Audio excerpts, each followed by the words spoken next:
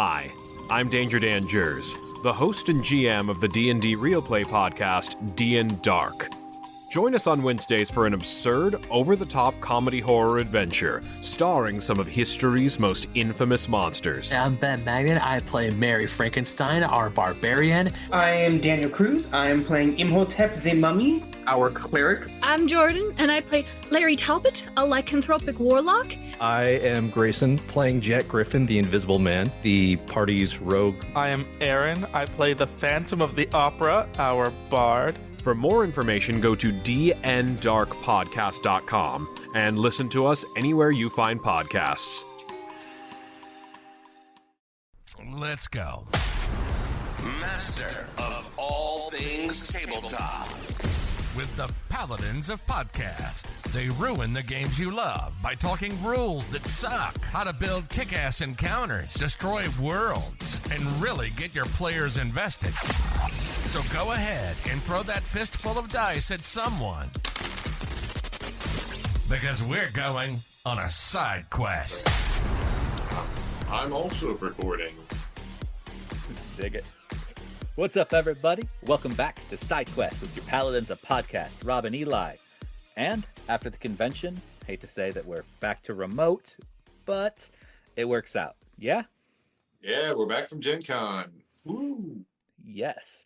Now, last Saturday, we talked about how things were going when we were there. I mean, that was our Friday night. We were hanging out, first session in person, but it didn't allow us to really captivate the last half of the convention, which we kind of have had time to digest now, and I would love to really get back into it and sort of talk about how the rest of the convention was for both of us. So, yeah, I did end up actually going to some of the free seminars. Did you? I had some free time, so I went and saw some seminars. Did you happen to go to the YTSR Failed? No, I didn't. No, I miss it every year. You miss it every year. You seem to take so much joy about that one. That I miss it, or that I'm always excited to go, but you're always excited to go. Yeah. Yes. Last year I was exhausted. This year, I was busy, so I ran right over it. Which ones did you see that were free? Which ones did you really check out and enjoy? I saw one that was about growing and sharing like your communities for like your online spaces. It was by someone from Schlock Mercenary that they did Schlock Mercenary, but they also they had like a line of children's books. Okay. So they wanted to talk about like how to mix your communities and how to foster those communities. And that one was cool. Then I went to one that was by the guy who does the podcast Me, Myself, and Die. Okay, I've heard about that. I've heard of it. The guy was super charismatic, and like you could see, like he was like he was really engaging at certain points, but the entire thing, like the premise of the seminar was how to implement solo adventuring techniques into like your group play. So like because like when you play like a solo RPG, like there's a lot of you have to be the GM and the player at the same time. So there's like lots of tools to help you be the GM. And so he was trying to show to show how you could use those. But it really ended up just being kind of a shill for this for this book that he had, the mythic game mastering essentials or something like that. I've seen it. I know exactly what book you're talking about now that you've said at least close to the title, because I have looked at it on Drive-Thru RPG and I have debated purchasing it. But the fact is that I don't do solo games. I don't if it was just me and myself as the DM and player, I would probably just skip it and watch a movie. But if it was me and just another individual, I still wouldn't buy the book because I'd still run the game my way. Yeah, like because the book, a lot of it was mainly like, what's the message say? Here's a D100 table sort of thing, or a D12 table for, um, but it did have this interesting little chart that was like, what's the probability? So like, or like, what's the, like, how would you describe the chance of something happening with words? And so it had like kind of granular, like extremely likely, very likely, slightly likely, and then it had like a chaos meter and like all these Okay. percentages where it'd be like, it would break down and it would have like basically it would break a D100 into 4 sections. Extreme no, no, yes, extreme yes. So kind of like the idea is like, if a player asks, is this trapped? Then you'd go, well, how likely is it that the mad tomb of Galthrax has traps? And you say, okay, well, extremely likely. And so it might be like, there's like a 15% chance of extreme yes, like a 60% chance of yes, and then like a 15% chance of no, and like a 5% chance of extreme no. And so, like, if a player asks you roll and you get extreme yes, and you're like, not only is it trapped, but it's an extreme trap, or no, it's not trapped, or whatnot. Sure. Which I thought would be like a nice tool to have, kind of like for improvisational gaming. If you really feel that pinch, like, because it's really only needed if you don't know if there's a trap there, or like if you don't have a pulse or something ready. But I think having this tool would be kind of like, at the table, you could be like, oh, yeah, sure. Roll, boom, boom. There you go. Yeah, that's fair. That's fair. I know that you also really enjoy a lot of different tables. Random tables are kind of your thing. Yeah. I think I'd really enjoy it when I'm creating an adventure. But maybe not at the table itself. Like when you're sitting down, you have to roll on a D10,000 table. Everyone loves D10,000 tables. When you bring out the D10,000 dice for Hackmaster, everyone's like, what? No way. Yeah. Oh, this is awesome. Oh, yeah. I will have to say that it was interesting. So Hackmaster 5th edition is the first time I've played Hackmaster, and it was on your hosted game for the Stone Coin through GenCon Saturday morning. I love how easily you sat at the head of the table and navigated the game as game master. Expertise shines through. It was really a pleasant experience. It wasn't super confusing, and you explained it so everybody got it really well. I appreciated all of those things. I've got one question, because this was a tournament, if I remember correctly. So which is, it's funny because like you say it's a tournament. I think at the table that you had, there was one person that had played Hackmaster before, and then the other 5 were just completely new. People are willing to play Hackmaster. If we had 4 more GMs, I think we'd sell out of all the events. All right, sorry, but what's your question? That. So now we call it a tournament, but the real premise is that it's essentially a test play to figure out how this particular adventure is going to go through, shape up for the next one, if I understand correctly. Yeah. Yeah, it's a tournament, but it's also, their hope is that, they can polish the game from all these, essentially playtesting, and then it can be published. It happened with one of them, the Isle of Red, and I think the other one, Cathedral of Shadows, is in the process. Nice. So points are allocated to the tables that play, and you and I were just talking beforehand. The table I was at, we didn't win, which is disheartening, but it is life. I don't ever win anything. But are those numbers and stats something that you can talk about in SideQuest? I mean, kind of like there's a ranking system, etc. I don't know. Okay. So you're saying that we were second or third out of your tables? Yeah, I think you guys were either.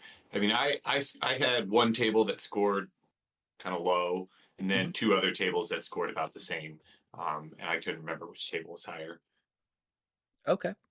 Now, what would have it had taken without giving away details, I don't want to spoil the adventure, but what would Oh, it no, have it's okay. taken to get more points? I mean, it felt like we were doing pretty well, but obviously, if we weren't the highest, we did something, I guess, wrong. Well, see, this was the first year. I don't think you guys did anything necessarily wrong. Right. There were a couple things like finding the traps gives you more points than setting off the traps.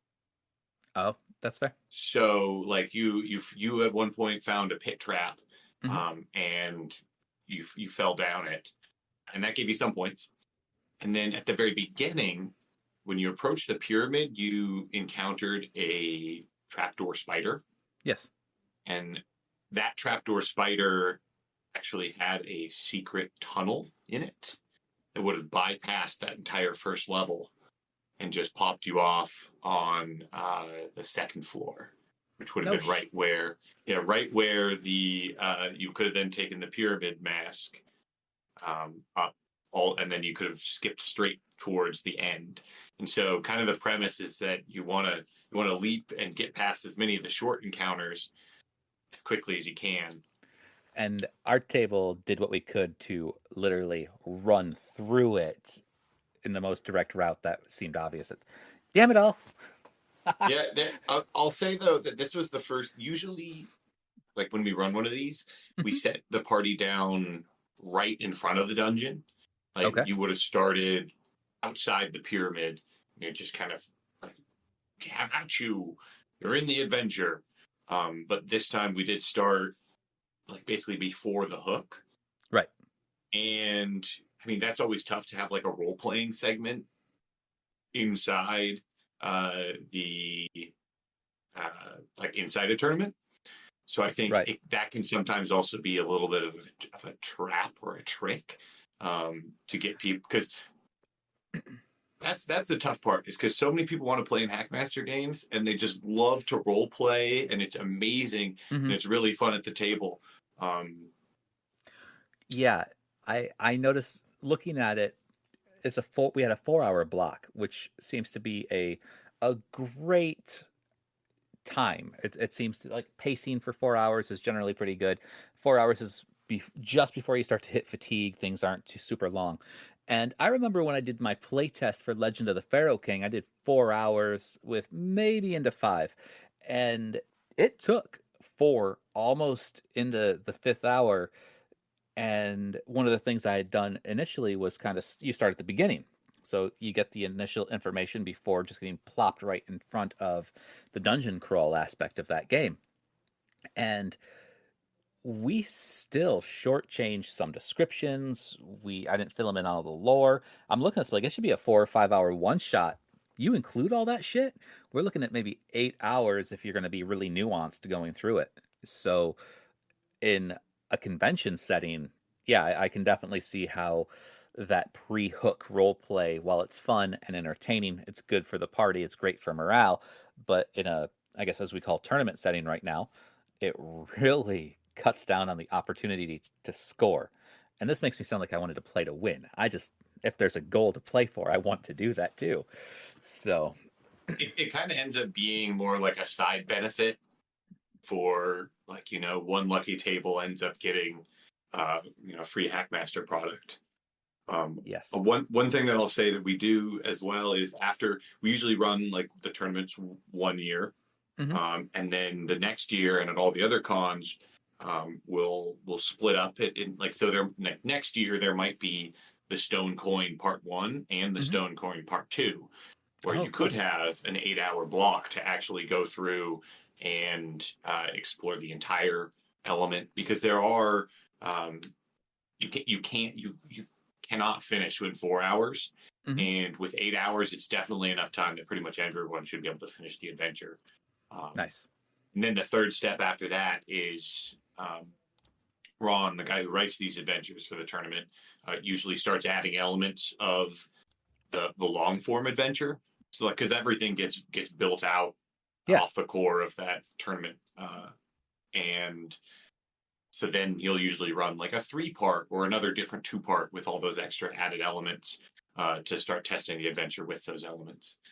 That's kind of with this tournament. With the tournament, it's really great to see to test out story awards, because the story awards are, I mean, for a module, it's like, you did this, you gain extra experience points, and they're usually pretty rigid, and you don't really know what, like, as a player, you don't know what these hidden objectives are, and so running through so many different iterations, you can see, oh, not a single person thought to do this. Maybe this shouldn't be an award, and like, oh, hey, they did this thing that was really cool. I think if other people repeated this is kind of one, now that I've seen it happen. Oh, this is obvious. Yeah, they should totally do that. Right. And that's really not relative, but recognizant of the Pathfinder organized play or the live plays, where they take all of these things that parties and groups had done when the modules were being developed, and they included the things that everybody tried to do or didn't try to do, etc. They cut it out, chopped it up. So that's where you get your live play from. And I like that idea. Something I wanted to consider if I had enough feedback on sort of my starter modules. Like, what happens when you go back to Ancaris in the Legend of the Pharaoh King? How do I write that now that everybody has gone through it after a year or two? Does the undead Pharaoh King return, or does he stay dead and something else plague the damn city? Who knows? So we're not really doing a live campaign setting, so that's something that we can kind of avoid. Right. I would say we're trying to get more and more ambitious. This is been doing this for a while, but when I first got into it, there was maybe one other person running Hackmaster, and then we grew to 3, and then now we're up to 5 or 6 GMs that can run consistently. And so it's exciting to see kind of this community of GMs start to grow over time at the convention scene. Yeah. We're trying to throw, like, we're trying to be more and more ambitious with these tournaments. So I think it's great. I think it's a great way to sort of test your initial adventures. I think it's a great way to introduce people to the system. And 5th edition Hackmaster is a revised, updated, standalone system. It's not tied down to a pre-existing rule set. Correct? It's, if I recall, it is its own thing. Yeah. What do you think of the game itself? I think that there are certain things that are fantastic about it. I liked something such as the second-by-second combat, which I've kind of imagined would be a little different, but it plays well. I like the movement factor to it, but a lot of the funny rules I can see cutting out so I can streamline the game. But that's because I really come from a primary D20-based turn-based initiative system. I do like the certain weapons take X amount of seconds to swing or utilize, throwing weapons, etc. A lot of great, neat aspects to that. The D10,000 table, though, it just seems ridiculous in nature, especially if so many of them are chunked together. Like, if options 7,001 through 7,999 are your right shoulder, that could just be one. I can cut that 1,000 out. I can turn it into a D100 table. Yeah, that's true. But also, then you wouldn't be able to roll a D10,000. Now, when you say D10,000, we have got to remind people that we're not talking about a single die. We have to roll 4 D10s, and one of them is the 1,000th marker, the 100th marker, the 10 marker, and the single. So, I mean, that's in the convention.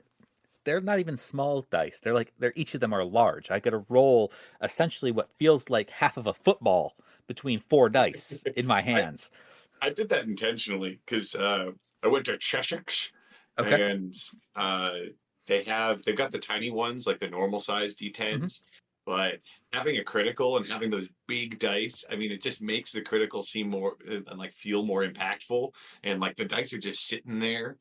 Ooh, it's great. So you're going with a little bit of psychology in there too. I like that. Yeah. I mean, I feel like, you gotta. It's exciting. That's why you have a D10,000 table, like, because you don't get to roll it often. So when you do break it out, like, make it a fanfare. I can't disagree with that, but I don't know if I'd want to break it out frequently. I'm also not as big of a table fan as you are. I'll use a lot of them for a generation prior, but to pull them out randomly, not really my thing. Even though when I prep beforehand, I might consult one for something unusual. Like, does this person have a weird quirk? Let's see what he's got.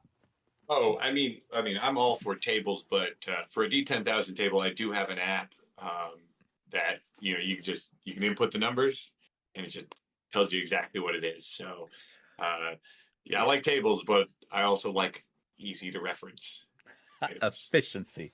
Yes. Yeah, you can't complain about that. All right, what do you not like about it? Honestly, I don't have much to complain about, only primarily because I don't have a lot of experience in it. One game does not give me enough to really bite down, chew the fat, and spit out what I don't like. I just have enough to be able to say, yeah, it's not bad. It's something I could see myself getting into. I like it enough that I would continue the system. So you're telling me you're going to start Hackmaster at your home table? No. No, I'm Rob, not. What? We're all about improving, right? Yes, and. Oh, yes, right. and I'll let you zoom in and play, Eli. No. Yes, I am not going to run that game. No, I love it. I don't have enough player interest at my home game. That's really it. It comes down to getting my players to switch out of the D20 system is already hard enough. And I have been able to break enough bread with other systems that are just adjacent or slightly modified. It's going to take a while to push them into something where they got to learn entirely new mechanics or when they're switching dies around. That's true, but on the other hand, you're the GM and you're the one running, so you can just go for it. I can, but I'm waist deep already in my Pathfinder 1E games, so I don't want to switch them halfway through yet. All right, maybe later. So after our Hackmaster game, which was awesome, I went to go talk with Dave Scott of Evil Genius Games. He's CEO. He's the guy who did Everyday Heroes. You remember we reviewed Everyday Heroes, I want to say late last year, earlier this year? Yeah, I remember talking about that. All right. So quick, small history. Everyday Heroes, he got the original D20 Modern team back together. That's right. He went to go speak with Jeff Grubb. And his story is hilarious. I'm just going to paraphrase this quickly. He says he finally cornered him and offered to buy him a beer. And after a few beers, he says, "Hey, remember D20 Modern? We should reboot that." And I was expecting like yeah, we should. Dave says, no, it was a hell no. Like, we're not even going to touch that kind of hell no. And that surprised me, but the story was great. And some of the other things that we had talked about were essentially how both I got Epic Table started, how Everyday Heroes and Evil Genius Games got started. But the reason I bring this up is because, when you're talking to somebody and you realize and you recognize that the person just sort of gets it, like they are in the zone. They just have that air about them. They just have the know. They are charismatic. They have that energy. And even if it's not loud and boisterous, but it's just magnetic. Dave has that. And I really appreciated just taking the time out of the day to talk to him and him doing the same for me. That was fantastic. That was really one of the highlights of my entire convention. Yeah. It's great to be at these conventions and meeting people. And that's also the great thing is when you end up leaving the convention on Sunday, is there's also hordes of people leaving. So I think on both my plane rides back, I sat next to someone and just chatted the entire time. And in the, there's just, you get to chat about what games they saw, and every single person had a completely different experience. Right. I sat next to Chris Stone, who was pitching a bunch of board game ideas the entire convention, and that's pretty much all I did. Didn't even play and stuff. Just went to mixers and pitched people on his board game. Yep. And then I also ran into someone who just played trading card games pretty much the entire time, and nice, completely different experience. Like, because as a role player, like, I mean, I do like board games, and I did check out the Rio Grande room, but I would never have thought to come here just to play board games. See, and that's where I sit as well. And mine's a little twofold. I love board games. I love card games, and I played a few last year. This year, I stayed pretty focused on specifically tabletop games, particularly because I need to stay laser focused for epic table games. And there's plenty of them. Dude, laser focused. And what I do is when I walk in the exhibit floor, if I see somebody who's got a TTRPG and nobody is talking to these guys, the first thing I walk up right to them, like, hey, I am Rob with Epic Table Games. I got press right now. Sell me on your game. Like, tell me, what is it about? What's this thing that makes it different than everybody else's? And that starts the conversation. I love hearing about everybody's games. Like, some of them are really goddamn cool. Some of them are neat, but they're not my style or flavor. It doesn't mean they don't need to exist, because they absolutely do.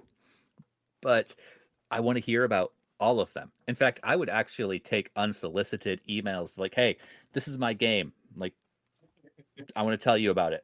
I'll listen. I'll write about it. So that's cool.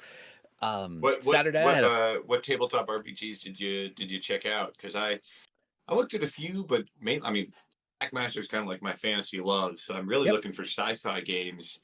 And so when it comes to sci-fi games, at GenCon, what'd you see? Hold on, I got to kind of dig for this for just a second, if you don't mind me doing that. But I do have them rather semi-organized. Now, for a sci-fi game, semi-organized. For a sci-fi game, I did come across one that was space-based, like not quite Space Marines, but you could play as Space Marines. Are you talking about Rogue Trader? No, it was not Rogue Trader. It was something a little bit different. But I wish that we would have. I wish we would have actually mentioned it slightly before I ended up hitting record. Only because I didn't want to dig through everything right now. Like, I got a lot of stuff from Sirenscape, and if the people I love are listening, if they're not familiar with Sirenscape, it's a soundboard, so you can utilize your fancy sounds, soundtracks, etc. while you're playing games. It works both for live games as well as online games. Integrates into most virtual tabletops, which I thought was really friggin' neat. I think I've got a month or two of sci-fi subscriptions that I've never used on Sirenscape. Thank you, Tyler, for that birthday or Christmas present. Yeah, I like how, even though we are not sponsored by, I will still totally rep Sirenscape. I love them. It's, again, anything I have to do that takes my focus away from the table is actually hard for me to focus on at all. I can't keep searching for this. I remember exactly what I'm looking for, but I can't find it. What are you looking for? It was a sci-fi game. And the sci-fi game, like I said, not Space Marines, but it was all about outer space. And I don't even have a picture of it right now. You remember where it was? I do remember where it was, but telling you where the booth wasn't going to do any good. I don't know. I could look it up. Look up their I can't tell you their booth number. Oh, like, that would be a little. You don't remember the company? No, I remember the picture. You remember the picture? Was it Battle? It was Battle Lords, the 23rd century. Oh, Battle Lords. Battle Lords of the 23rd century. That was one of them. Yeah. Still, a lot going on. I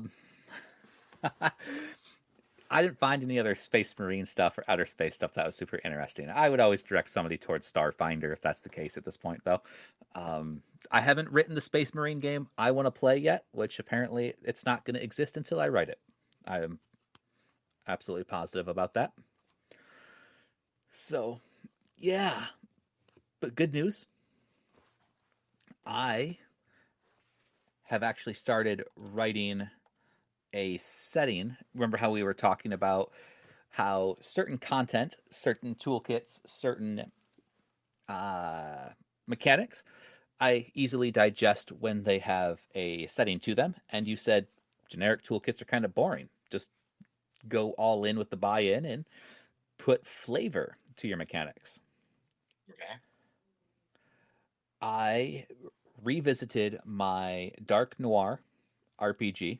I am rewriting the mechanics to fit in with my Infinium system. And I am writing the Infinium system with Dark Noir in mind. So I will change certain terminology when other games come out built on the system, but the system will be started and finalized with Dark Noir. Cool. Yeah, it's different. I have been getting hung up on the skills list right now. All right, but we're talking about GenCon still. Yeah. What else did you do at GenCon after that game? You checked out some tabletop RPGs. Made a lot of contacts, and then I went to a seminar about immersion with Alphinius Goo of Gooey Cube, which I love Alphinius. I love Gooey Cube. I wholeheartily support them. And Alphinius Goo is an entertainer, to say the absolute least about him. He is an entertainer, and he is absolutely fantastic at that. He wanted to talk about how to build immersion in your games and how there are a few ways to do it. And he really repeated the fact that cramming all of that information into 45 minutes is nigh impossible. But he would try, and he did. But there's still so much left on the table. So much that I wanted to hear. What did he suggest? Well, one of the first things is that, or like, what were your takeaways, I should say? Yeah, what were your takeaways? At the table, everybody has to have a certain level of buy-in. If they're not going to have that buy-in, ask them to leave. Because if they're not going to participate and help make things easy for you, that means you have to constantly fight upstream against them. And if everybody else buys in, you want to work with that because they bought in. The people who haven't, you have to work upstream against. It makes it harder. It takes away from everybody else, and it's not going to help be immersive for everybody. Now, certain players, if you can tell that they want to, but they're a little nervous, you can ask other players, like, hey, help these guys really get into it. Help them with that buy-in. Other things I took away is asking them to leave is super paramount if you need to, but at the table, ask what your players are doing. So I could say, Eli, you have reached this tavern with the rest of your party. What are you doing? And you're still outside. It's raining. I'm trying to shortchange this pretty quick. But you would reply with what you're doing. So that would be... I'm like, what my character is doing. Yeah. Yeah. My character is hanging their cloak up on the coat rack and trying to dry themselves before the fire. Stop right there. Stop right there. Boom. Okay. So I would go to the next player. I'd say, Bob, ABC, what are you doing? Eli has taken his cloak off and he's hanging it on a peg as he begins to warm himself by the fire. And then Bob ABC would tell me a little bit. I'd say, stop. I would go to the next person. So only a minute or two per person per table. Not table, but per person. So nobody's being left out for 20 minutes while I'm focusing on somebody who likes to monologue on what they're doing. That I really take away because it's not something I do frequently, but I recognize after hearing it that I should do it way more often. It allows the players to be interested, engaged, and not hanging around doing nothing for an extended period of time. And the last thing is railroad the hell out of your players. Woo! Yeah. Which it's the player story in our worlds. I agree with that. I prescribe to that. I preach that.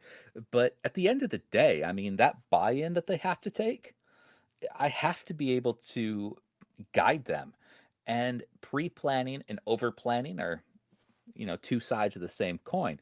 So it doesn't matter if they go left, it doesn't matter if they go right. If I want them to encounter the haunted house, they're going to encounter the haunted house. It doesn't matter what direction they go. That's not taking away player agency. That's getting them to where I want them to be to progress the story, which is by definition railroading. But at the end of the day, that's what they asked for. So, yeah, I mean, I think at a certain point in time, like, it's not necessarily railroading if it's just your turn to kind of dictate what direction the story is going on. And as a game master, you have equal say. So at a certain point, whatever the player's decisions make, it's going to set them on certain tracks. And right. It's like Chutes and Ladders. If you choose, except you get to choose where you land. So if you choose to step on a square that's got a chute, you let a vampire lord go. Well, you've just infected a whole new country with vampires. That's your party pack. Right. And again, I mean, in that case there, if, for instance, you want the entire village to be overrun by vampires for some reason, it's going to happen. That's the story that you want the party to interact with. So you'll find a way to make it happen. And that's okay. That's acceptable. And that was really the other big main takeaway that I got. So other than that, Saturday night, I ended up trying to avoid most of the nerds at the convention, and we left early Sunday morning because I heard Baby might be on the way. Baby was not on the way, but I don't feel like I really missed out, except for we were going to do lunch or breakfast, and I was excited to see Baby, so I forgot to tell you. I'm sorry. Has the baby come out yet? No, but we did have a follow-up appointment just earlier this week, and I mean, we're really open. We're close. Like, we are on the verge. If it doesn't happen by Monday, it's going to happen Monday, no matter what. Ooh, congratulations! Right. Thank you. This is number 5. Hopefully, it's the last one. Holy, it's a lot of kids. Hey. So, my 2 oldest are my bonus kids from my wife's first marriage. The young 3 are mine, biologically, and I love them all the same. But you're right; it is a lot of children. Tax deductions are supposed to be awesome, though. I hear. That is a good table size, though. Yes, and I would love to have a Sunday campaign with my family. I think that'd be fun. It's doable. That's why you have kids, right? So you have players that have to play with you. I'm gonna say yes because the last time I made a tax deduction joke, it was to my dad over the telephone, and I swear to God, if I was standing right next to him, he would have strangled me. I could hear his animosity through the phone to the point where it was almost choking as it was. So, yeah, absolutely. Other than that, with a little bit of time left, Eli, you got to do the whole Sunday thing. How was Sunday? I mean, Sunday's a lot of running around. Everyone's trying to get the last little bit in. Mm-hmm. It's a great time to run. I think it's a good time to run a game too. Some people disagree, but you always are guaranteed to have people hop in because people are like, "Oh, are you playing?" Like, people ask you, like, "Are you GMing anything more?" Or, "Hey, do you have any open seats the rest of the week or anything like that?" Yeah. And so it's also it's like a great time to run a game that's not an event. So, like, if you really want to just run an impromptu open table, Sunday's the perfect time. Everyone's looking for a game. They want to try something new that they went on the con. It's a great opportunity. That's cool. Did you hear about the 2 gentlemen who stole like $300,000 worth of cards from GenCon? Yeah, Lorcana was crazy. They stole. Sure. Yeah, good for them. I mean, that's nuts. I've seen a meme already that says if people don't cosplay as those 2 guys next year, what are we even doing on the internet? Yeah. Yeah. So people were crazy around Lorcana. I mean, there was people that got trampled, 16-hour lines, and Yeah. Yeah, I mean, I understand that we go to conventions for certain things. I think we mentioned it on our last podcast. When we look at the individuals who go stand in lines just to take the card and sell them online resale at a ridiculously high price point, that feels like almost like you're cheating. It's it's not cheating in the sense of you're getting ahead by doing something wrong. Is you're essentially cheating somebody else who really wants it, who wants to keep it, who has a love for this. Whereas I believe you said specifically capitalism for the win here, but it feels wrong to me. I would never want to take that opportunity from somebody who was actually interested. But that's a personal thing, and I hate people who do. I hate Yeah. when people do. Phrase it that way.